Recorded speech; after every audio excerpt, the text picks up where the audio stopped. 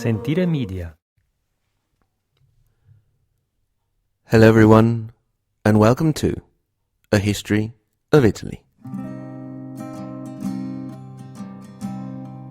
Special Episode 6, Italy's Part in the Holocaust.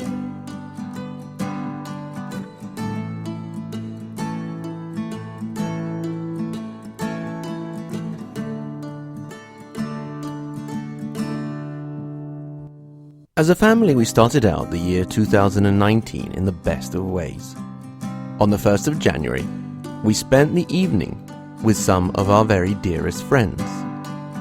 Unfortunately, they don't live right around the corner from us, so we don't always get to see them. But they live around 20 minutes away from our city, Reggio Emilia, in a small town called Fossoli, under the larger municipal administration of the town of Carpi, in the province of Modena.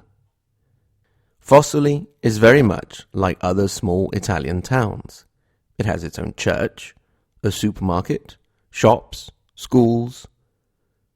Fossoli, however, has something that many other similar towns don't: a concentration camp. The camp was created by the Italian government as a prisoner of war camp in 1942 for the British and Commonwealth troops captured in North Africa. With the armistice in September 1943 and the creation of Mussolini's puppet regime, the Italian Social Republic, the camp was used for Jews from the surrounding areas. In 1944, it started to hold political prisoners. On the 19th and 22nd of February 1944, the first two trains full of Jews left the camp, headed for their final destination, Auschwitz. Among those on the second train was the writer Primo Levi, author of If This Is a Man. At the moment of my arrival, that is, at the end of January 1944, there were about 150 Italian Jews in the camp, but within a few weeks their number rose to over 600. For the most part, they consisted of entire families captured by the fascists or Nazis through their imprudence or following anonymous reports. A few had given themselves up spontaneously, reduced to desperation by the vagabond life, or because they lacked the means to survive, or to avoid separation from a captured relation, or even, absurdly, to be in conformity with the law.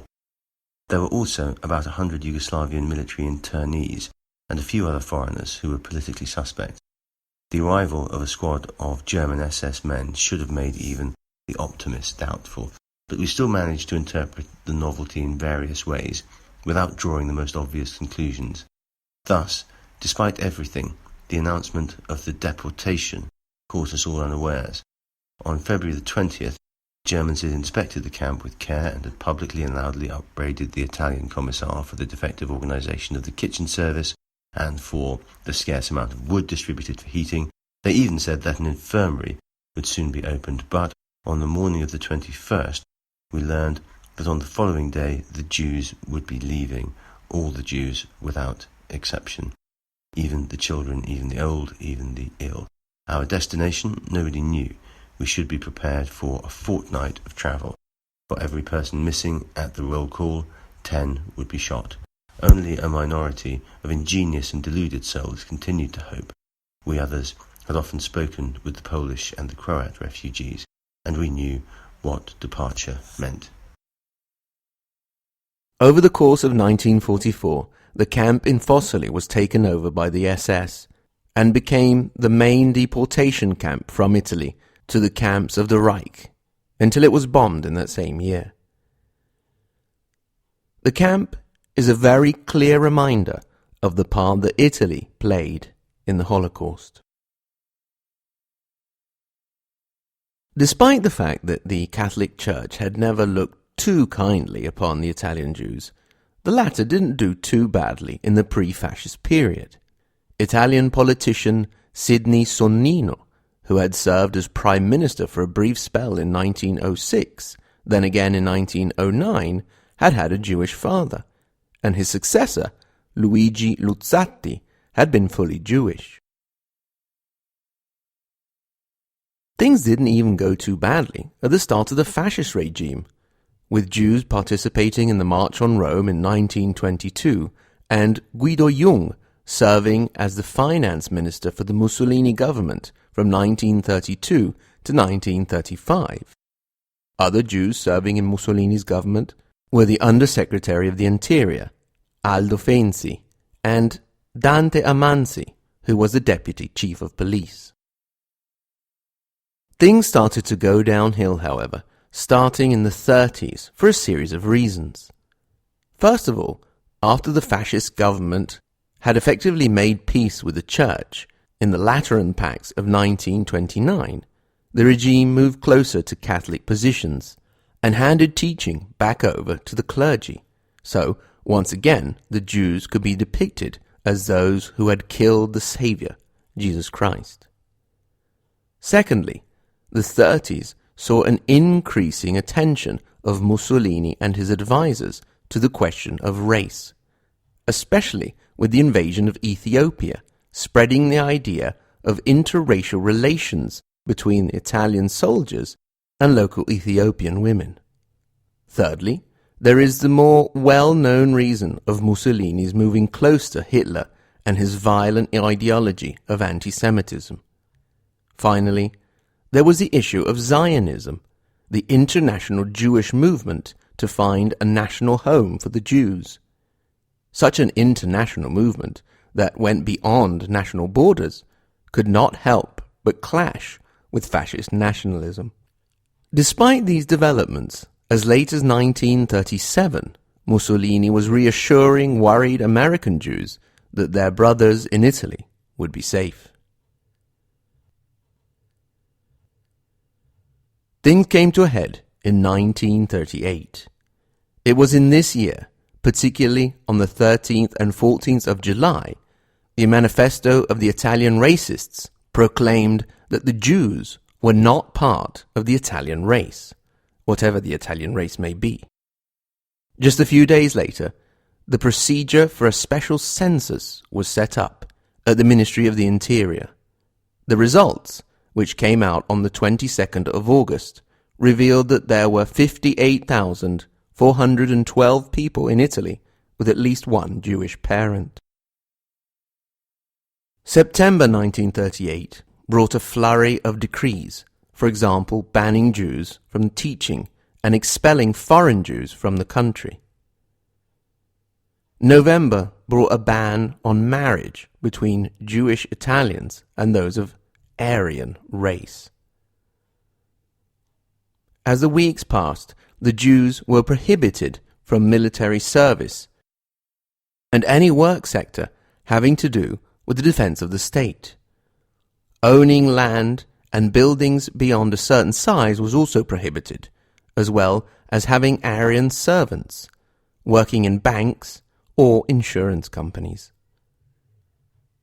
Then came the exclusion from almost every aspect of life, from going on holiday to the sea or the mountains, to accessing public libraries, or just having a fishing license. The attempt to remove Jews from society also extended to paper, with the elimination of Jewish names from the phone book. Meanwhile, most Italians were indifferent to the new laws. For many, the Jews were an abstract concept, and they personally didn't know any of them. After all, the Jews in Italy represented only about 1/1000 of the population, and were concentrated in Rome, Milan, and Trieste. Some Italians were quite pleased to have the job opportunities left by Jewish professionals and workers. Others started to display signs in shops and bars prohibiting Jews from entering and emphasizing the Aryan origin of the owners. Some Italians, on the other hand, tried to help the Jews in different ways, in some cases losing their fascist party membership. This may not seem like a big deal, but without fascist membership, there is not much you can do. It was needed, for example, to work and go to school. The reaction inside the Catholic Church also varied greatly. Father Angelo Brucoglieri, for example, wrote articles on the Catholic press approving the racial laws. Other influential voices joined his, making sure all the time to separate the healthy Italian discrimination from the outright Nazi racism. The Pope, Pius XI, was more openly critical, criticizing first the pseudo-paganism that characterized Nazi religious views and their open racism. When Adolf Hitler visited Italy from the 3rd to the 9th of May 1938, the Pope refused to see him. On Christmas Eve of that same year, the Pope declared that the swastika was a cross which was the enemy of the cross of Jesus Christ, and then declared that anti-Semitism was unacceptable. All of this annoyed Benito Mussolini, who put heavy pressure on the Catholic press to keep silent about the racial laws.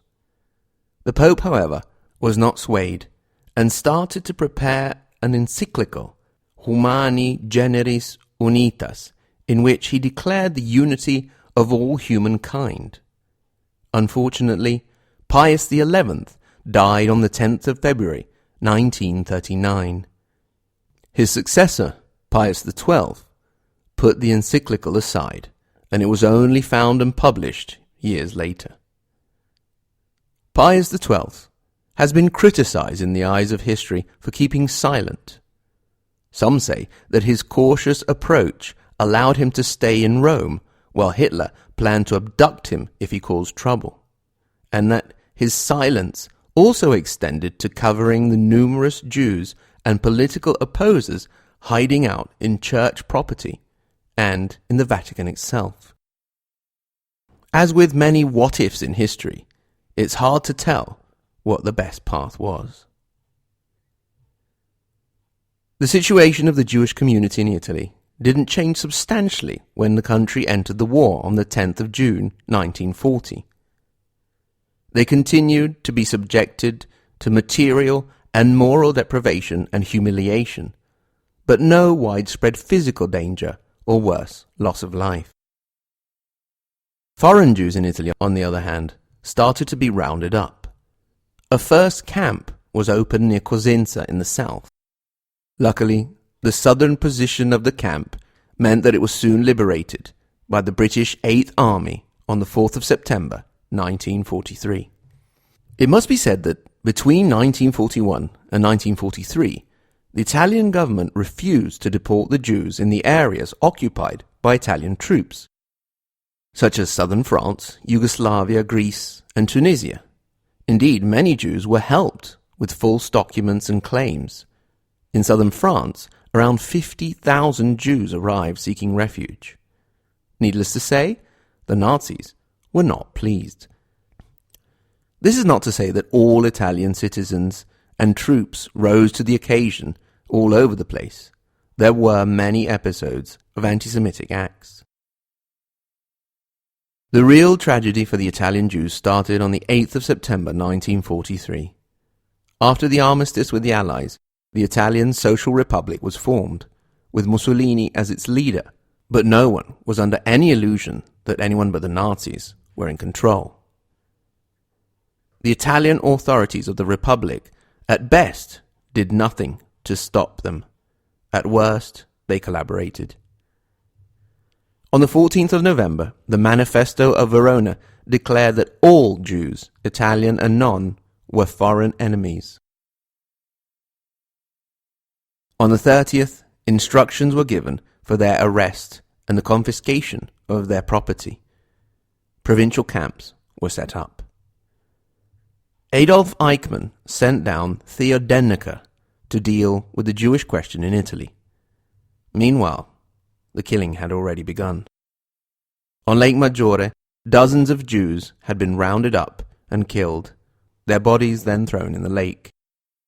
In Rome, the people of the ghetto had been rounded up, 1,259, of whom 1,030 were sent directly to Auschwitz, and 834 of them directly to the gas chambers. When Denica arrived, he went to work rounding up the people in Florence, Venice, and Trieste. Out of a total of 8,566 people, 7,557 never returned to Italy. This time at least, the local population did not stand idly by. Aside from some zealous Nazi sympathizers, they hid Jews and resistance fighters in houses and barns, feeding and helping them. The locals very clearly saw the Nazis as an occupying enemy.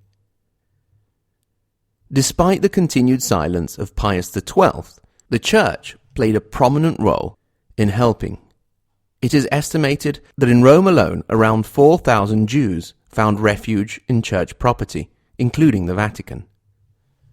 Some notable members of lay society were Giorgio Perlasca, initially a convinced fascist who pretended to be a Spanish diplomat to help Jews in Hungary, or Giovanni Ballatucci, chief of police of Trieste, who was sent to Dachau for helping the Jews of his city, as was Odoardo Foccherini from Carpi for his role in resisting the deportations.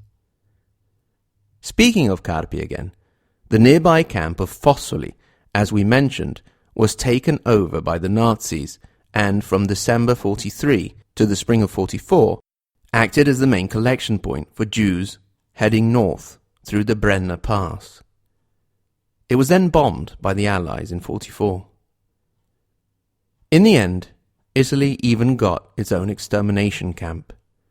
In Trieste, in the rice fields of San Sabba, where a crematorium was built.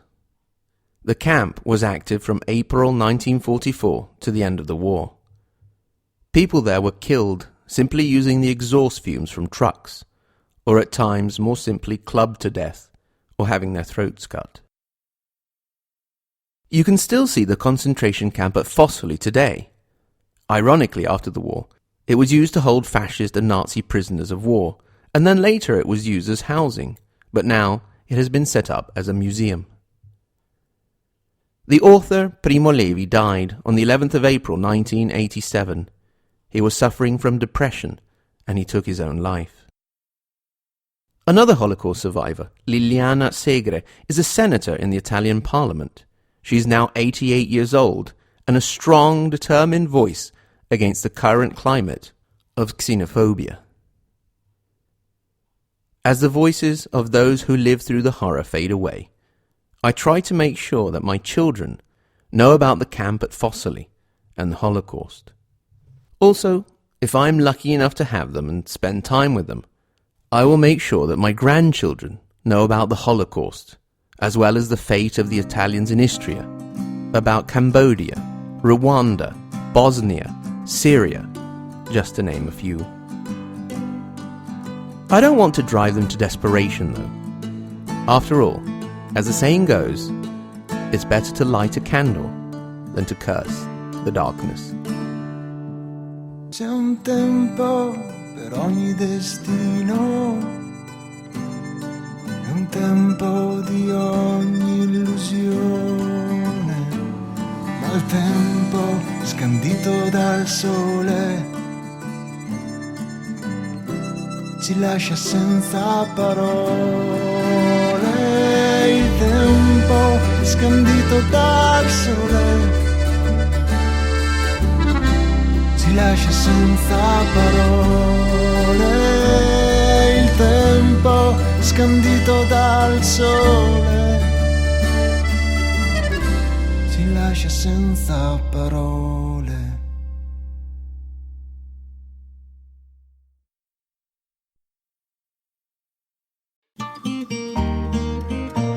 Sentire Media.